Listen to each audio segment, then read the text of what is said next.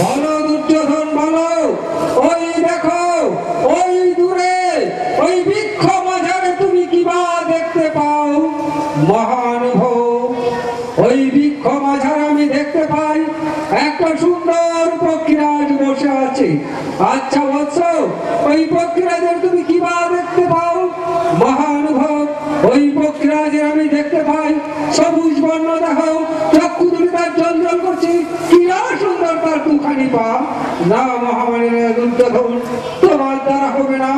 এরপর আর একজন ভক্ত রাজাকে নিয়ে আসেন সেই সভা করতে। অতি শিক্ষা পরীক্ষা না আসলে তো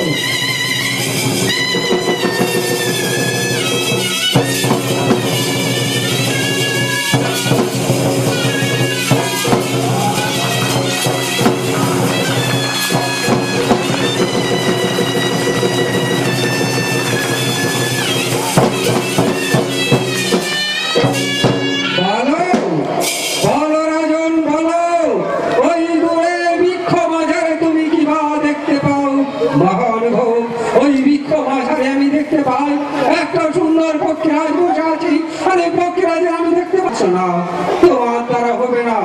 আর একজন ক্ষত্রিয় রাজা আসছেন শিক্ষা পরীক্ষা দেওয়ার জন্য।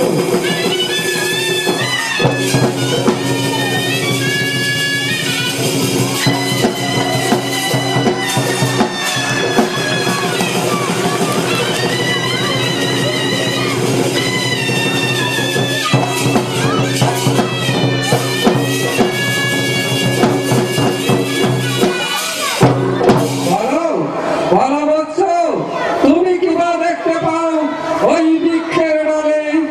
মহানুভব, ওই বৃক্ষের ডালে আমি যে সুন্দর পক্ষীরাজ বসে আছি, সেই পক্ষীরাজের আমি দেখতে পাচ্ছি সুন্দর দুখানি পা, কিনা সুন্দর তার দেহের পালক। না বলছো না, তোমার দ্বারা হবে না। এরপর আর একজন ক্ষত্রিয় রাজা আসছেন সেই সভা করতে।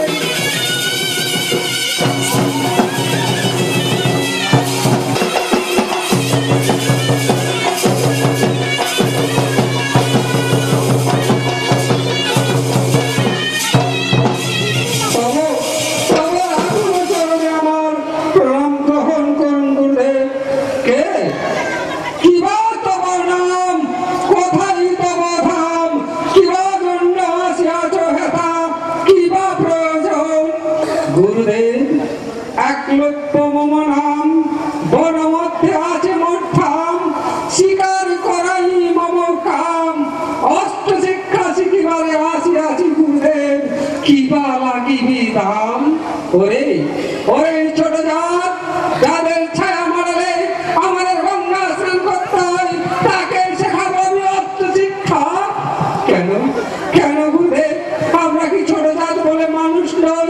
হে গুরুদেব, ওই মহামারী রাজা দুর্যোধনের দেহের রক্ত যদি লাল হয়, আমরা গরিব হলেও আমাদের দেহের রক্ত লাল, তো সেভাবে আপনার কাছে অষ্ট শিক্ষা। আমি কেন পাবো না গুরুদেব, আমি কেন পাবো না?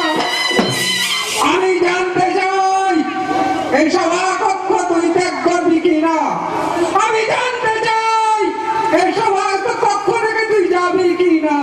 যাবো যাবো যাবো যাবো, শুধু শুধু একবার বলো, পরেই বেদ পুত্র একলব্য, তোকে আমি অস্ত্র শিক্ষায় শিক্ষিত করে তুলবো।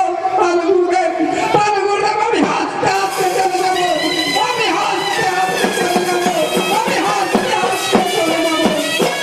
গভীর জঙ্গলে মাটির মুক্তি করো, সেখানে আমি সে জঙ্গলের অস্ত্র শিক্ষা গুরুদেব, এই মাটির মুক্তি